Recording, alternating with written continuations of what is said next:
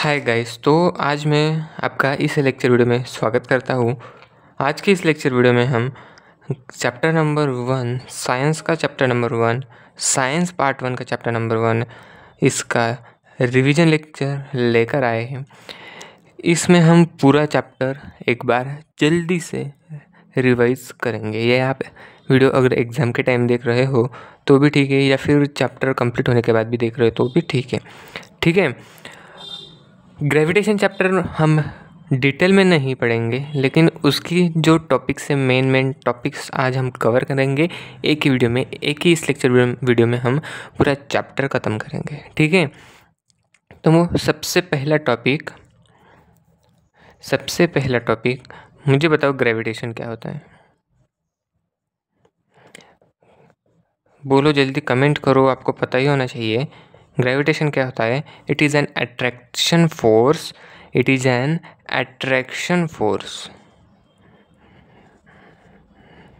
It is an attraction force which is in the two object.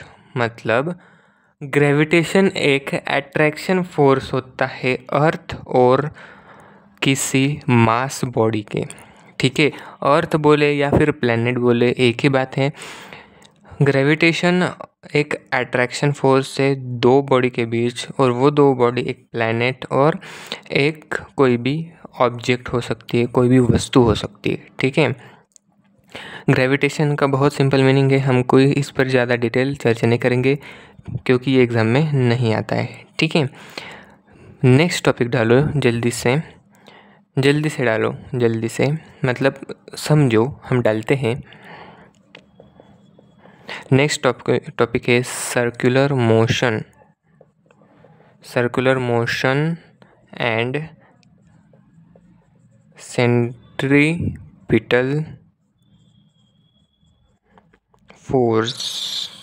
भैया circular motion and centripetal force का जल्दी से हम meaning जान लेते हैं, क्योंकि ये कंसेप्ट की चीज़ें हैं, ये ज़्यादा एग्जाम में नहीं पूछी जाती है। अगर लकीली पूछ भी लिया तो मुश्किल है पूछा है, फिर भी हम टॉपिक कवर करेंगे इस वीडियो लेक्चर में। मुझे बताओ, आप एक काम करो, एक रस्सी लो, उस रस्सी को पत्थर बांधो, एक उसके निचले टोक पर पत्थर बांधो। पत्थर बांधने के बाद उसे ऐसे घुमाओ, ठीक है। अगर हम किसी रस्सी को पत्थर बांधकर घुमाएंगे तो वो एक सर्कुलर पाथ में घूमेगा, मतलब ऐसे सर्कुलर पाथ में वो घूमेगा। अगर कोई ऑब्जेक्ट सर्कुलर पाथ में घूमता है तो उसे सर्कुलर मोशन कहते हैं। और मुझे एक बात बताओ, आपने रस्सी को पकड़ा इसके बीचों बीच में, मतलब अगर आप उसे घुमाओगे तो आपका हाथ इधर ही है और वो आप ऐसे घुमा रहे हो तो वो सर्कुलर में घूम रहा है, और आपका उस सर्कुलर मोशन में जो फोर्स अप्लाई हो रहा है वो उसके सेंटर से हो रहा है, उससे ही हम सेंट्रीपिटल फोर्स कहते हैं। ये दोनों चीज़ें आपको समझ में आई होगी, आई होप, ठीक है। Gravitation, circular motion and centripetal force topic हमारा कवर हो चुका है। बहुत ही सिंपल टॉपिक था। बढ़ते नेक्स्ट टॉपिक की तरफ, केप्लर्स लॉज की तरफ। बढ़ते हैं नेक्स्ट केप्लर्स लॉ की तरफ। देखो, केप्लर का फर्स्ट लॉ क्या कहता है? सबसे पहले ये मोस्ट IMP है, लिख लो, इम्पॉर्टेंट है, बहुत ही एग्ज़ाम में आ सकता है।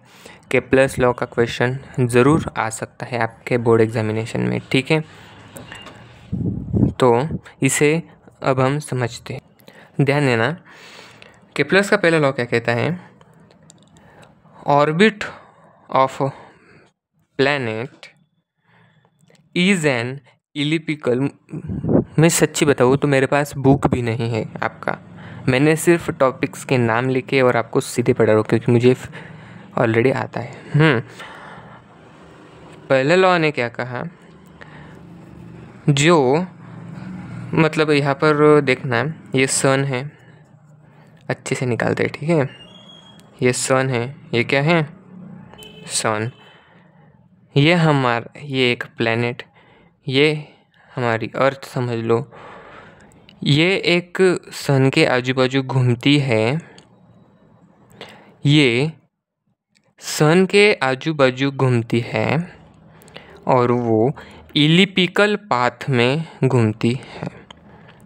ऐसा केपलर का फर्स्ट लॉ बोलता है, ऐसा केपलर का फर्स्ट लॉ बोलता है। और सन जो है वह एक पॉइंट पर स्टेशनरी है। फिर से समझते, बहुत इंपॉर्टेंट टॉपिक है इसलिए मैं बोल रहा हूँ फिर बार बार।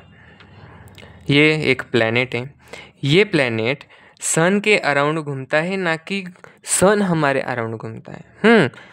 ये प्लेनेट सन के अराउंड इलिप्टिकल शेप में घूमता है and sun is at one of the foci, मतलब सन एक जगह पर स्थित है, वो हिलता डुलता कुछ नहीं, हिलता भी नहीं डुलता भी नहीं। ठीक है, ये केपलर का फर्स्ट लॉ कहता है। भैया अगर फर्स्ट लॉ ये कहता है तो थर्ड लॉ क्या कहता है? थर्ड लॉ बहुत बच्चों को समझ में नहीं आता। फर्स्ट लॉ तो हमने पढ़ लिया, सेकेंड लॉ देखते हैं। सेकेंड, ये फर्स्ट लॉ, ये सेकेंड लॉ। सेकेंड लॉ क्या कहता है, ध्यान देना। कोई भी, इधर देखना, आपको डायग्राम से ही समझ में आएगा, बिना डायग्राम के नहीं। ये फिर से हम सन निकालते हैं, ये एक प्लेनेट है, ये रिवॉल्व कर रहा है इलिप्टिकल शेप में। ठीक है, इलिप्टिकल शेप, ना कि राउंड शेप। राउंड शेप में कभी भी नहीं घूमता वो इलिप्टिकल शेप में घूमता है। ठीक है, ये इलिप्टिकल शेप, ये घूम रहा है सन के अराउंड। अब जो प्लैनेट इसके अराउंड घूम रहा है, जो प्लैनेट इसके अराउंड घूम रहा है, वो उस प्लैनेट से सन तक की जो लाइन होती है दो, वो लाइन से इक्वल एरिया कवर करती है इक्वल इंटरवल में। मतलब ये यहाँ एक प्लैनेट है, ये प्लैनेट यहाँ है, तो यहाँ से एक हम लाइन बनाते हैं, समझना, यहाँ से हम एक लाइन बनाते हैं। उसके बाद ये प्लैनेट यहाँ से यहाँ गया, अब वो प्लैनेट यहाँ है, वो यहाँ से ये लाइन हम बनाते हैं। सो ये जो एरिया है ना, ये इक्वल होगा। और समझना, ये प्लैनेट घूम घूम कर इधर आया, यहाँ से एक लाइन ज्वाइन की, फिर से घूम कर यहाँ आया, यहाँ से एक लाइन ज्वाइन की। तो ये जो डिस्टेंस है, ये जो देखना इधर, ये जो मैंने एरिया बना है, ये इक्वल एरिया होगा और ये इक्वल एरिया ट्रेवल करेगा इक्वल इंटरवल में। ठीक है, उसको समय भी उतना लगेगा, जिधर इतना लगा उधर ही इतना लगेगा। ये बात सेकेंड लॉ में बताई गई है। अब बढ़ते हैं केपलर्स के थर्ड लॉ की तरफ, जो कि आप में से बहुत लोगों को हार्ड लगता है, लेकिन बहुत ही सिंपल है। अब समझते हैं थर्ड लॉ। देखना इधर, थर्ड लॉ क्या कहता है। थर्ड लॉ के अनुसार जो टाइम पीरियड होता है रिवॉल्यूशन का, जो टाइम पीरियड होता है रिवॉल्यूशन का, मतलब जो पूरा रिवॉल्व करके करने को जो टाइम लगता है, जो टी से जिसे हम डिनोट करते हैं, उसका स्क्वायर, उस टाइम का स्क्वायर डायरेक्टली प्रोपोर्शनल होता है उसके रेडियस के स्क्वायर से। अच्छे से लिखते हैं, उसके रेडियस के स्क्वायर से, सॉरी रेडियस के क्यूब से, मतलब जो टाइम उसे लगा वो उसके डिस्टेंस के क्यूब के डायरेक्टली प्रोपोर्शनल होता है। आपको थर्ड लॉ में सिर्फ ये बात भी अगर समझ में आ गई ना तो पूरा लॉ आपको समझ में आ गया। ठीक है, यही केपलर ने उसके थर्ड लॉ में बताया। यहाँ पर हमारा कवर होता हुआ केपलर्स लॉ का टॉपिक ख़त्म होता हुआ। बढ़ते हैं नेक्स्ट टॉपिक की तरफ, और थोड़ा मैं मार्कर में इंक भी भर लेता हूँ क्योंकि ज़्यादा आपको अच्छे से समझ में आएगा। ठीक है, बढ़ते हैं नेक्स्ट टॉपिक की तरफ। बढ़ते हैं आगे। नेक्स्ट हमारा टॉपिक है Newton's law of gravitation. Newton's law of gravitation बहुत ही छोटा टॉपिक है, बहुत ही सिंपल है, इसे समझने में बहुत ही हमें ऐसा लगेगा कि क्या ही टॉपिक है। भैया इसमें आप कुछ याद मत रखना, ऐसा भी नहीं कि कुछ भी नहीं, एक बात आपको इसमें याद रखनी है। कौन सी है वो बात? देखना, कोई भी, हमने ग्रेविटेशन का मतलब क्या पढ़ा कि एक प्लैनेट है और उसके ऊपर एक ऑब्जेक्ट है, तो वो प्लैनेट उस ऑब्जेक्ट को अट्रैक्ट करेगा। ठीक है भैया, इन न्यूटन भैया ने क्या कह दिया, अब क्या कह दिया, जो दो बॉडी मास है, बॉडी मास नहीं है, बॉडी मास मतलब कोई भी दो चीज़ें हैं, समझो ये m1, ये है m2, तो ये एक दूसरे को अट्रैक्ट करेगा। अब तक प्लैनेट किसी भी ऑब्जेक्ट को अट्रैक्ट करता था, किसी भी मास को अट्रैक्ट करता था, लेकिन अब इन भैया ने एक और चीज़ हमें बता दी कि मास, कोई भी मास है वो एक दूसरे को अट्रैक्ट करता है। मतलब हमारे सामने ये वाइट बोर्ड भी हमें अट्रैक्ट करता है। ठीक है, उस हिसाब से मुझे अट्रैक्ट कर रहा है, ये मार्कर मुझे अट्रैक्ट कर रहा है, लेकिन मैं इसके पास जा क्यों नहीं रहा? उसके पीछे का कारण है मेरा मास और इसका खुद का मास। ठीक है, वो बहुत ही निगलेट है, मतलब बहुत ही छोटे है, इसी कारण। ठीक है, इन भैया ने ये चीज़ बताई कि ये मास और ये मास, ये दोनों एक दूसरे को अट्रैक्ट करेंगे। क्या करेंगे? अट्रैक्ट करेंगे। ठीक है, बस इतना ही है।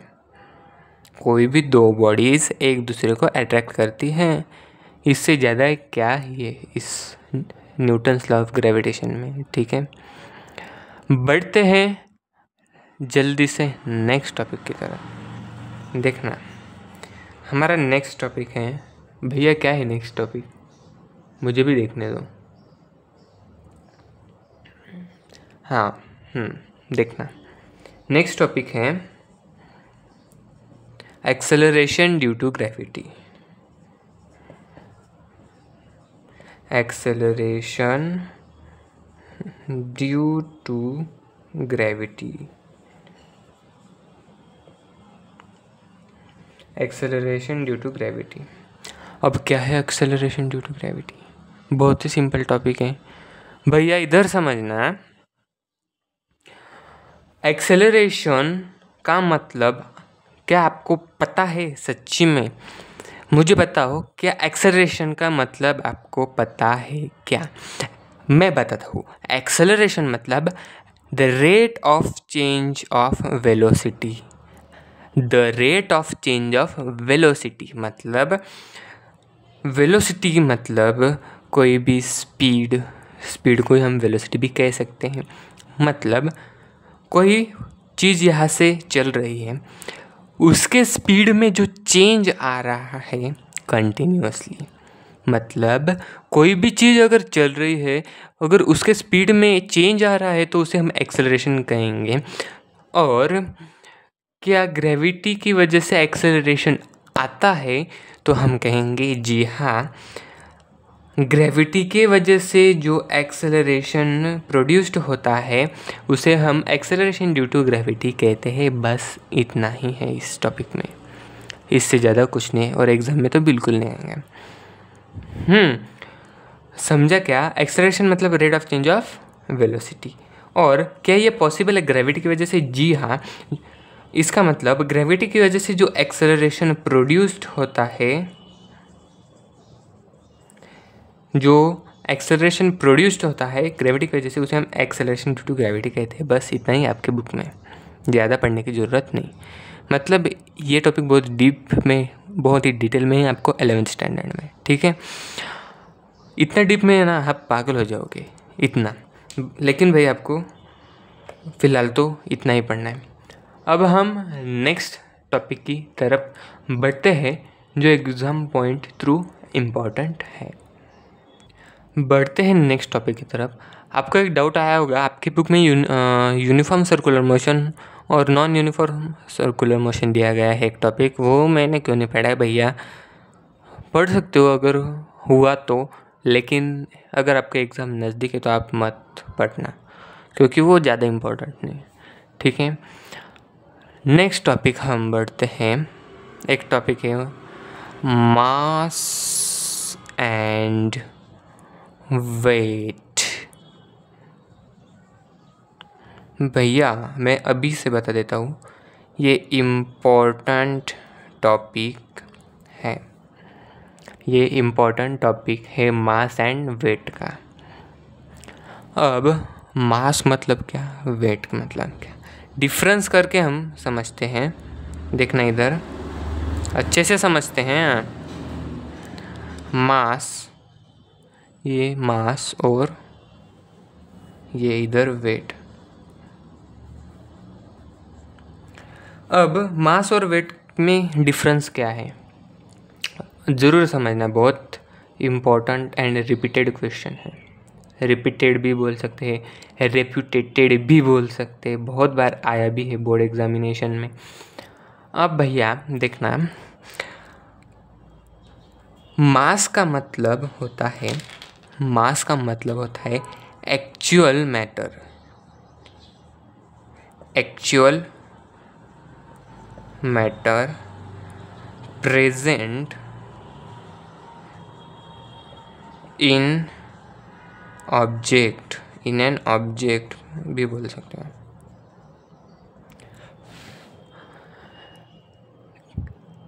ग्रेविटेशन का ये मोस्ट इम्पॉर्टेंट टॉपिक है, आपको समझना पड़ेगा।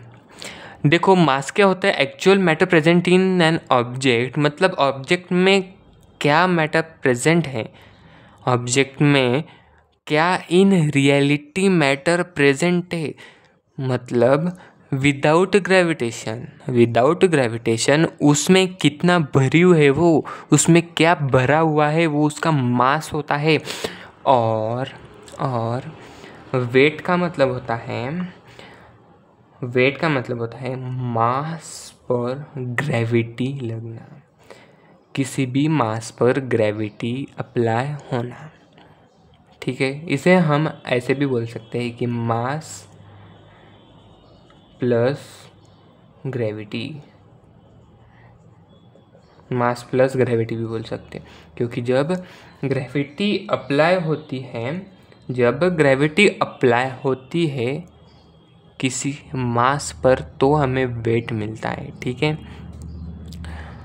Second point, mass does not change, mass does not change with time, with place, with place, मतलब मास जो होता है वो जितना मास अर्थ पर है उतना मास चांद पर भी है, उतना मास मंगल ग्रह पर भी है, उतना मास स्पेस में भी है। या फिर आप सन पर चले जाओ, उतना ही मास होगा। लेकिन वेट जो है वो चेंज होता है, चेंज विथ प्लेस, क्योंकि इस पर ग्रेविटी अप्लाई होती है और हर एक प्लैनेट की ग्रेविटी अलग अलग है। अर्थ की अलग, मून की अलग, सन की अलग, मार्स की अलग, मर्क्यूरी की अलग, समझे। नेक्स्ट पॉइंट हम इसमें बता सकते हैं कि ये वेक्टर क्वांटिटी है, वेक्टर क्वांटिटी, ये वेक्टर क्वांटिटी है और ये स्केलर, स्केलर क्वांटिटी, ठीक है। ये आपको लर्न कर लेना है, इसका मीनिंग आपको अभी समझ में नहीं आएगा, ये 11th स्टैंडर्ड में समझ में आएगा। मतलब इसको मैग्नीट्यूड और डायरेक्शन नहीं होता। इसको मैग्नीट्यूड और डायरेक्शन होता है, इसको सिर्फ मैग्नीट्यूड होता है, ऐसा अर्थ। ये आप डिटेल में पढ़ोगे 11th में। बस 3 टॉपिक हो जाएंगे, इसमें हो जाएगा, कोई एतराज़ नहीं भैया। बढ़ते हैं नेक्स्ट टॉपिक की तरफ, क्योंकि हमें जल्द से आधे घंटे के अंदर ये लेक्चर वीडियो पूरी करनी है। बढ़ते हैं नेक्स्ट टॉपिक की तरफ, वो है फ्री फॉल। थोड़ा फॉर इम्पोर्टेंट तो भूल सकते हैं, क्योंकि आ भी सकते हैं या फिर ना है, न भी आ जाए, आए भी ना। भैया फ्री फॉल क्या होता है? मान लो ये एक बिल्डिंग है। ये बिल्डिंग है।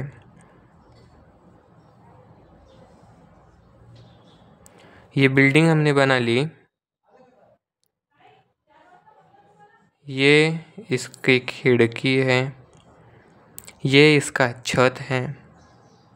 ये इसका छत है। इसके छत पर से अगर हम देखना, इधर देखना, अगर हम इसके छत पर से एक पत्थर है ये नीचे फेंकेंगे, नीचे गिराएंगे, तो ये सीधे आकर इधर ज़मीन पर इस अर्थ पर गिर जाएगा। भैया इससे हमें क्या समझ में आता है? कोई भी object under the influence of gravity move कर रहा है, मतलब ग्रेविटी में वो बिना कुछ अड़चन के वो मूव कर रहा है, under the influence of gravity. हम इधर लिख सकते हैं under the influence of gravity, तो उसे हम फ्री फॉल कहते हैं। भैया बहुत सिंपल टॉपिक था, इसी के साथ ये टॉपिक भी कवर होता हुआ। बढ़ते हैं नेक्स्ट टॉपिक की तरफ, जो कि हमारा लास्ट टॉपिक है, एस्केप वेलोसिटी। भैया अगर हम एस्केप वेलोसिटी को अगर समझना चाहते हैं तो ये डायग्राम समझनी पड़ेगी, ठीक है। समझ लो एक रॉकेट लॉन्चर है, ठीक है।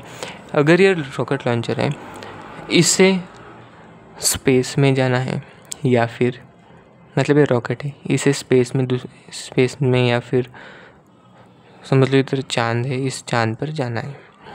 अब ये यहाँ से जाकर ऐसे जाएगा, समझ लो, ठीक है।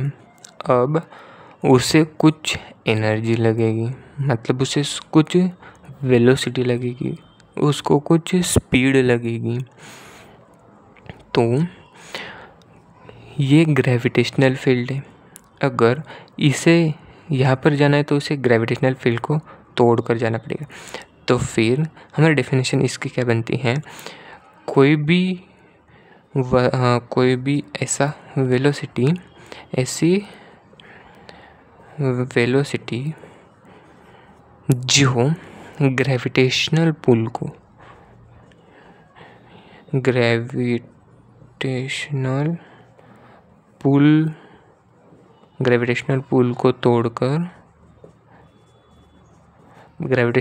तोड़कर ऐसी वेलोसिटी जो ग्रेविटेशनल पुल को तोड़कर ऊपर जाए, ऐसी वेलोसिटी जो ग्रेविटेशनल पुल को तोड़कर ऊपर जाए, उसे हम एस्केप वेलोसिटी कहते हैं। मतलब ग्रेविटेशनल पुल तोड़कर एस्केप करे, ऐसे बोल सकते हैं, एस्केप करें, उसे हम एस्केप वेलोसिटी कहते हैं, ठीक है। इसी के साथ हमारा ग्रेविटेशन ये चैप्टर का रिवीजन कंप्लीट होता हुआ। तो प्लीज़ अपने दोस्तों को ये लेक्चर वीडियो ज़रूर शेयर करना, प्लीज़ बोलता हूँ, क्योंकि हमें आपके सपोर्ट की ज़रूरत है। ऐसे ही रिवीजन लेक्चर के साथ मिलते हैं नेक्स्ट लेक्चर वीडियो में नेक्स्ट चैप्टर के साथ। तब तक के लिए गुड बाय।